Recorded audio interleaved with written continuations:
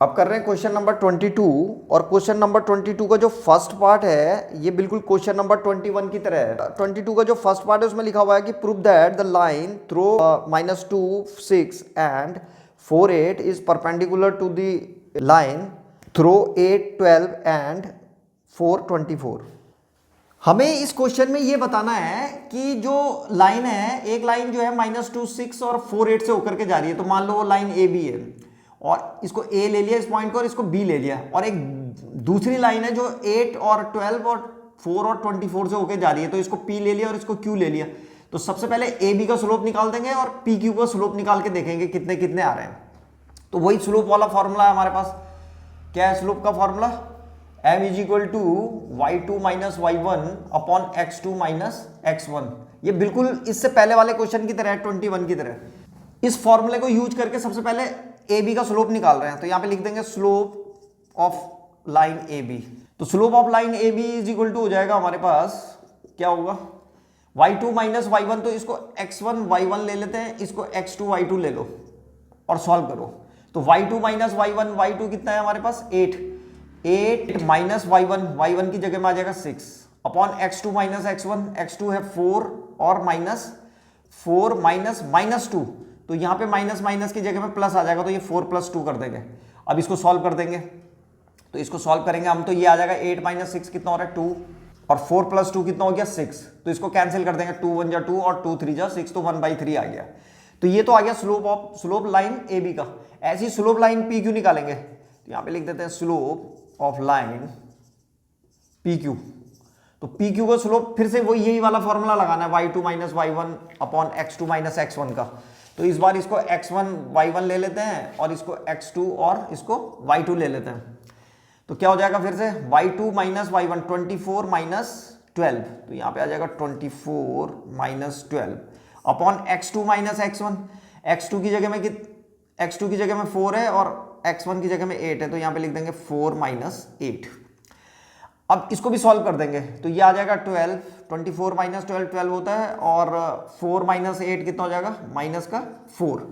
तो ये आंसर आ गया हमारे पास, ये आ रहा है 4 से कैंसिल कर दो इसको, 4 1 जा 4 और 4 3 जा 12, तो -3 आ गया।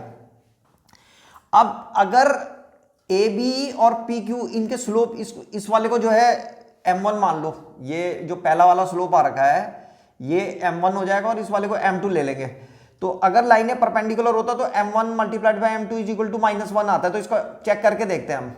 तो यहाँ पे मान लो ये m1 है, m1 इज इक्वल टू आ रखा है 1/3 और यहाँ पे m2 आ गया हमारे पास -3। तो यहाँ पे अब m1 मल्टीप्लाइड बाय m2 करके देखेंगे, चेक करके देखेंगे। तो m1 आ रहा है 1/3 और मल्टीप्लाइड बाय m2 आ रहा है -3, तो इसको मल्टीप्लाई करके ये कितना आ जाएगा -1, 3 से 3 कट जाएगा, तो -1 आ गया। Since m1 multiplied by m2 is equal to -1, therefore lines are perpendicular। तो ये था इसका पहला वाला पार्ट। अब इसका दूसरा वाला पार्ट कर रहे हैं। दूसरे वाले पार्ट में इसने लिखा हुआ है so that the triangle formed by points a 1,3 b 3 -1 and c -5 -5 is a right angle triangle by using slopes. तो इसमें 3 पॉइंट दे रखे हैं हमको, 3 पॉइंट्स a b c। ए के कोऑर्डिनेट्स है 1 3, बी के हैं 3 -1 और सी के हैं -5 और -5। तो अगर हम इन तीनों पॉइंटों को मिला दें, मान लो यहाँ पे ए और ये बी है और ये सी है, इन तीनों पॉइंटों को अगर हम मिला देंगे ऐसे करके, तो ये ट्रायंगल बन गया। तो हमें प्रूव करना है कि ये राइट एंगल ट्रायंगल है, यानी कि इसका एक एंगल हमको 90 डिग्री का बताना है। ठीक है, तो कैसे करके बताएंगे? तो हम क्या करेंगे कि इन तीनों, ये 3 लाइनें बन गई हैं इसकी, 3 लाइन्स ए बी सी और सी ए। तो हम ए बी का स्लोप निकालेंगे, मान लो ए बी का स्लोप आया m1। हम बी सी का स्लोप निकालेंगे, मान लो इसका स्लोप आ गया m2, और हम ए सी का भी स्लोप निकालेंगे, मान लो इसका स्लोप आ गया m3। तो तुम्हें याद होगा जब लाइनें परपेंडिकुलर होती हैं तो उनके स्लोप का जो मल्टीप्लीकेशन होता है m1 multiplied by m2 is equal to -1 आता है। तो अगर इसका और इसका मल्टीप्लीकेशन करके -1 आ गया तो ये वाला एंगल 90 डिग्री होगा। क्यों? क्योंकि ए बी परपेंडिकुलर हो जाएगी बी सी पे, तो ये वाला 90 आएगा। अगर इसका और इसका मल्टीप्लाई करके -1 आ गया तो ये वाला 90 होगा, और अगर इसका और इसका मल्टीप्लाई करके 90 डिग्री आ गया तो ये वाला -1 आया। अगर इसका और इसका मल्टीप्लाई करके -1 आया तो ये वाला एंगल ए जो है 90 डिग्री का होगा। तो ऐसे करके निकालेंगे। तो इसका मतलब हमें सबसे पहले तीनों लाइनों के क्या निकालने, स्लोप। तो स्लोप निकाल देते हैं। तो शुरू करते हैं। तो सबसे पहले यहाँ पे लिखेंगे slope of the line A B. जो फॉर्मूला होता है वो होता है m is equal to y2 minus y1 upon x2 minus x1। तो इस फॉर्मूले को यूज कर रहे हैं हम। तो शुरू करते हैं। यहाँ पे इसमें ये ए बी है तो इसको x1 y1 ले लेते हैं, इसको x2 y2 ले लेते हैं और ए बी का स्लोप निकाल रहे हैं। स्लोप ऑफ द लाइन को m1 से दिखा रहे हैं। तो m1 is equal to y2 minus y1 कितना हो जाएगा, y2 है हमारे पास -1 और -3 अपॉन x2 माइनस x1। तो x2 है हमारे पास 3 और -1। तो इसको थोड़ा और सॉल्व कर देंगे तो ये आ रहा है हमारे पास इज इक्वल टू -4 और अपॉन कितना 2 और 2 2 जब 4 तो -2 आ गया। तो पहली लाइन का स्लोप आ गया। Slope of the line A B कितना आ गया, -2। ऐसी स्लोप ऑफ द लाइन क्या निकालेंगे, BC। यहां पे लिख रहा हूं मैं slope of the line BC। तो slope of the line BC को m2 से दिखा रहे हैं। तो m2 इज इक्वल टू, फिर से यही वाला फॉर्मूला लगाना है, y2 माइनस y1। तो BC के लिए ये इसको भी जो है ये x2 y2 ले रखा है, इसको ले लेते हैं यहाँ पे x1 y1, ठीक है। तो लगा देते हैं इसमें फॉर्मूला। तो ये हो जाएगा y2 माइनस y1। तो y2 की जगह में -1 और इसकी जगह में कौन है, y1 की जगह में -5। तो माइनस और -5 तो +5 हो जाएगा, ये यहाँ पे +5 आ जाएगा upon x2 minus x1। x2 कितना है हमारे पास, x2 है 3 और -5। तो 3 -5 तो माइनस प्लस हो जाएगा, तो यहाँ पे प्लस लिख देंगे। तो 3 + 5 हो गया ये। इसको थोड़ा सॉल्व करो तो ये हो जाएगा 5 - 1 कितना हो जाएगा, 4 और यहाँ पे 8 आ गया। तो ये भी कैंसिल हो गया। ये हो गया 4 1 जा 4 और 4 2 जा 8। तो ये आ गया 1/2। और ऐसे ही जो है हम m3 निकाल देंगे। अब देखो यहाँ पे m1 और m2, यहाँ पे हम देख रहे हैं m1 और m2 की मल्टीप्लाई करके -1 आ रहा है।